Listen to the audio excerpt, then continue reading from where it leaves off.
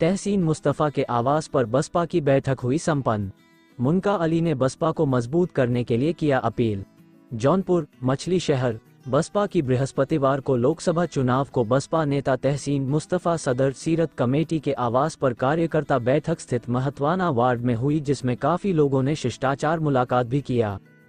बताते चलें, मुख्य अतिथि पश्चिमी उत्तर प्रदेश के बसपा राष्ट्रीय महासचिव पूर्व राज्यसभा सांसद मुनका अली रहे। उन्होंने लोकसभा चुनाव की समीक्षा की। उन्होंने कहा कि मछली शहर लोकसभा से प्रत्याशी पूर्व IAS कृपाशंकर सरोज है, उनको भारी मतों से यहां से जिताना है और बसपा को मजबूत करना है ताकि आपकी बात पार्लियामेंट में गूंजे। बूथ स्तर पर संगठन को मजबूत करना है ताकि इस लोकसभा चुनाव में अधिक से अधिक सीटें जीती जा सकें। हमारा नारा है सर्वजन हिताय सर्वजन सुखाय। मुनका अली ने कहा कि देश में लोकसभा के चुनाव चल रहे हैं, इसलिए कार्यकर्ताओं को अपनी जिम्मेदारी समझनी है और बूथ स्तर तक के संगठन को मजबूत बनाना है। कहा कि आम जनता जान चुकी है कि वर्तमान सरकार ने तमाम परेशानियां पैदा की हैं।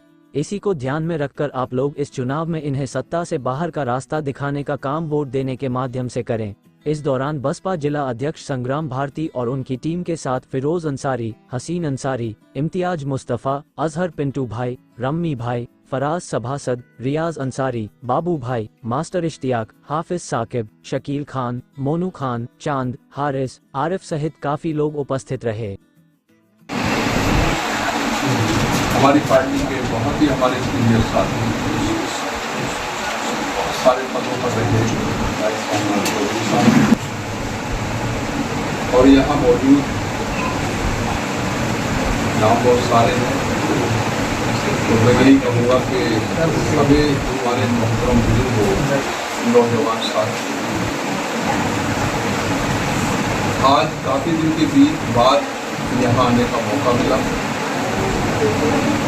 सबसे पहले मैं इन अल्फाजों से आपका शुक्रिया अदा करूँ कि आप लोगों ने अपना जो कीमती वक्त निकाल कर हम लोगों का सम्मान बढ़ाने के लिए यहाँ से अपने प्रत्याशी लोकसभा के प्रत्याशी संग्राम पासी जी को, कृपाशंकर सरोज जी को जिताने के लिए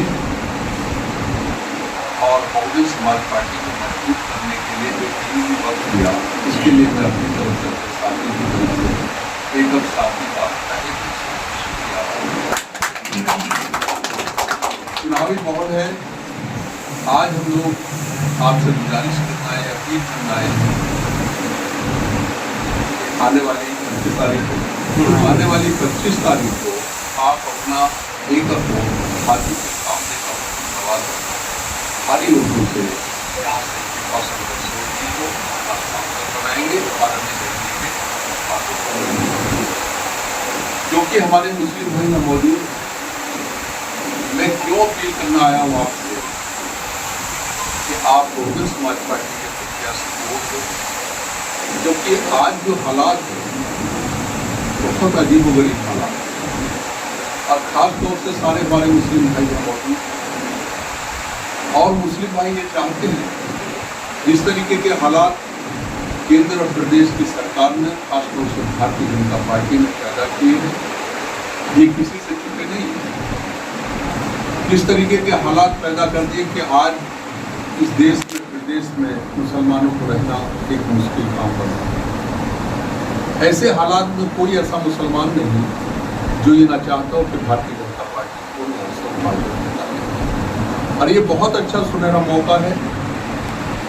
इससे अच्छा मौका आपके पास नहीं आ सकता कि चुनाव में सही फैसला करो कि हमें भारतीय जनता पार्टी को क्योंकि आपके फैसले जितने भी होते हैं ज़्यादातर सही नहीं होते।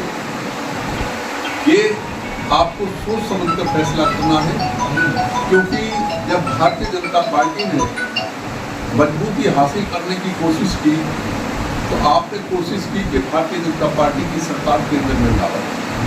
जब 2014 का पार्लियामेंट का चुनाव आया तो हमारे मुसलमान भाइयों ने फैसला करा कि किसी भी हालत में भारतीय जनता पार्टी को हम जीतने नहीं देंगे और उन्होंने रास्ता गलत चुन लिया। समाजवादी पार्टी को अपना 90% वोट दिया और जिसका नतीजा निकला कि समाजवादी पार्टी भारतीय जनता पार्टी को नहीं रोक पाई और केंद्र में भारतीय जनता पार्टी की सरकार। फिर दोबारा चुनाव हुआ, फिर यही फैसला हुआ, कांग्रेस से गठबंधन हुआ समाजवादी पार्टी का, और फिर ये मुसलमानों ने सोच लिया कि अब की बार तो भारतीय जनता पार्टी को हम भगा देंगे, उत्तर प्रदेश में उसकी सरकार नहीं बनने देंगे। फिर 90% से ज्यादा वोट 2017 के विधानसभा चुनाव में दिया और नतीजा निकला कि भारतीय जनता पार्टी नहीं हारी और प्रदेश में भी भारतीय जनता पार्टी की सरकार। फिर कोशिश की 2022 में, और 2022 में तो इतनी कोशिश की कि ऐसा पैगाम दे दिया मुसलमानों के बीच में कि अगर सपा को वोट नहीं दोगे तो ईमान से खारिज हो जाओगे, और इतना भारी भरकम वोट दिया। लेकिन नतीजा क्या निकला कि फिर से भारतीय जनता पार्टी की सरकार बन गई, समाजवादी पार्टी भारतीय जनता पार्टी को नहीं रोकी। ये फैसले आपके गलत हुए। आज भी आप अपना वोट अगर बहुजन समाज पार्टी में मिला दोगे तो भारतीय जनता पार्टी किसी भी हालत में नहीं आ सकती। अगर 14 में मिले हुए बहुजन समाज पार्टी के वोट में आप अपना वोट मिला दो तो भारतीय जनता पार्टी का पत्ता साफ हो जाएगा। 2017 वाले में मिला दो, 2022 वाले में मिला दो, कभी भी भारतीय जनता पार्टी नहीं जम सकती। अगर अपना वोट तुमने बहुजन समाज पार्टी को दे दिया, एक रिकॉर्ड है, उठा कर देगा। 2019 में बड़े हर्षोल्लास के साथ एक गठबंधन हुआ। किस किस का गठबंधन हुआ? बहुजन समाज पार्टी का, राष्ट्रीय लोकदल का और समाजवादी पार्टी का गठबंधन हुआ।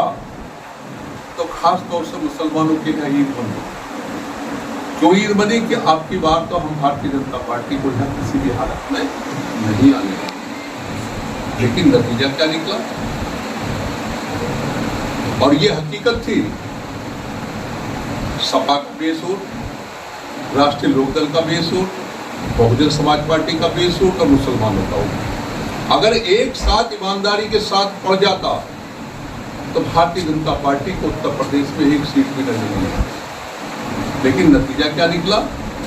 समाजवादी पार्टी का सारा बेस वोट भाजपा में चला गया, राष्ट्रीय लोकदल का सारा वोट जो बेस वोट भाजपा में चला गया। इसका एक रिकॉर्ड है। राष्ट्रीय लोकदल को 3 सीट दी गई, मुजफ्फरनगर, बागपत, मथुरा, और तीनों सीट कौन सी थी? जहां लगभग 40% अकेले जाट समाज का वोट है। ये रिकॉर्ड है, उठाकर देखो। अब लड़ कौन रहे थे?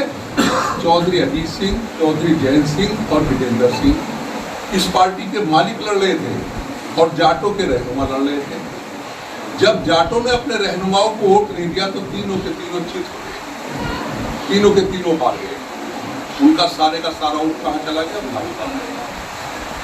उनके पास कौन सा वोट बचा? उनके पास बहुजन समाज पार्टी का बेस वोट और मुस्लिम वोट बचा। ये रिकॉर्ड उठा कर ले। समाजवादी पार्टी का सारा वोट कैसे चला गया? फिरोजाबाद से लड़ रहे थे अक्षय यादव, बदायूं से लड़ रहे थे धर्मेंद्र यादव, कन्नौज से लड़ रही थी डिम्पल यादव। तीनों सीट कौन सी है? जहां 35-40% अकेले यादव समाज का वोट है। का सारा भाजपा में चला गया, तीनों के तीनों हार गए। और हारने वाले कौन थे? पार्टी के मालिक थे और यादव समाज के रहनुमा थे। जब उन्होंने अपने रहनुमाओं को वोट नहीं दिया तो बाकी सीटों पर कहां मिलता? केवल 15 सीट जीते। और कौन सी 15 सीट जीते? जहां 50% के आसपास मुस्लिम और बहुजन समाज पार्टी का। ये रिकॉर्ड है, उठाकर देख लो। चाहे सहारनपुर हो, चाहे नगीना हो, चाहे बिजनौर हो, चाहे अमरोहा हो, चाहे मुरादाबाद हो, चाहे संभल हो, चाहे रामपुर हो, चाहे श्रावस्ती हो, चाहे घोसी हो, चाहे जौनपुर हो, चाहे गाजीपुर हो, चाहे लालगंज हो, चाहे अम्बेडकर नगर हो, चाहे आजमगढ़ हो। आजमगढ़ में अगर 50% दलित मुसलमान नहीं होते तो अगले भी घर को आ जाते हाथ में। केवल एक सीट जीते मैनपुरी, जहां 50% मुस्लिम दलित कम था, केवल मैनपुरी जीते मुलायम सीट। ये रिकॉर्ड है। अगर आज भी आप गलती करोगे कि हम गठबंधन को वोट गिरे तो भाजपा जीत जाएगी। अगर आपने एक फैसला कर लिया, आपके सामने है, कितना वोट यहाँ पे दलित समाज का है, और कितना देख लो समाजवादी पार्टी का है। अगर तुमने अपना वोट उसमें मिला दिया जो बहुजन समाज पार्टी का 100 भारतीय जनता पार्टी का, अगर नहीं मिलाया फिर भारतीय जनता पार्टी जीत जाएगी। करना मेरी यही गुजारिश है आप लोगों से कि आप लोग भारी तादाद में अपना एक वोट बहुजन समाज पार्टी के प्रत्याशी 1% देंगे और यहाँ से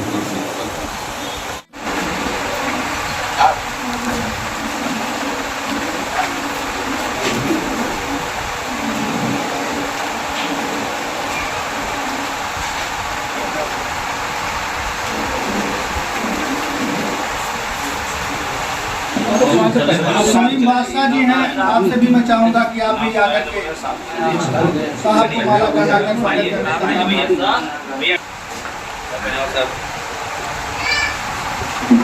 आइए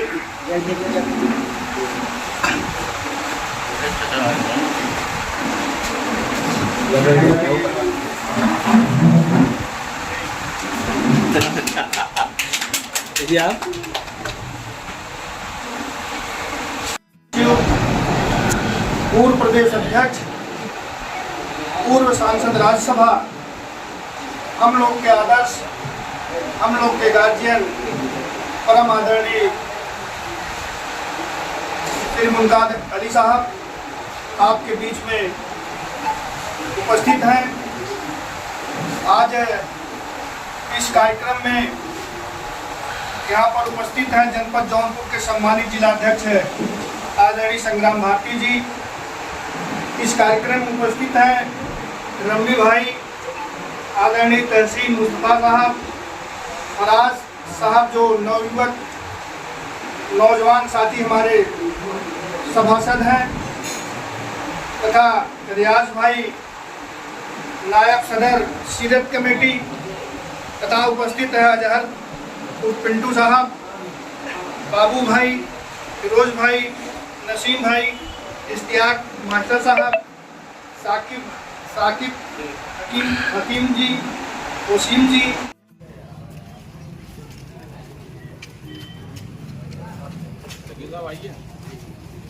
आइए